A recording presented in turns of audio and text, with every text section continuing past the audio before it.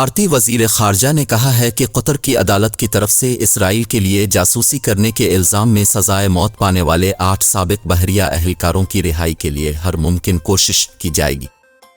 भारतीय मीडिया के मुताबिक जयशंकर ने सज़ाए मौत पाने वाले साबिक़ बहरिया अहलकारों के अहल खाना से मुलाकात की और उन्हें बताया है कि हुकूमत उनके मामले को सबसे ज़्यादा अहमियत देती है।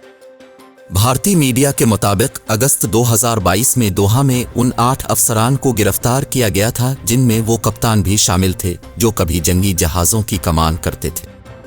वज़ीर ख़ारजा जयशंकर ने सोशल मीडिया पर लिखा कि वो इन भारतीयों के ख़ानदानों के तोहफ़त और तकलीफ़ से मुकम्मल तौर पर आगाह हैं और हुकूमत उनकी रिहाई के लिए तमाम कोशिशें जारी रखेगी। वाज़ेह रहे कि कतर ने इस मामले पर कोई तबसरा नहीं किया है और न ही इल्ज़ामात को आम किया गया है। भारतीय बहरिया के सरबराह एडमिरल आर हरी कुमार ने पीर के रोज़ मीडिया को बताया कि हुकूमत की तरफ से हमारे अहलकारों के लिए रिलीफ हासिल करने के लिए हर मुमकिन कोशिश की जा रही है।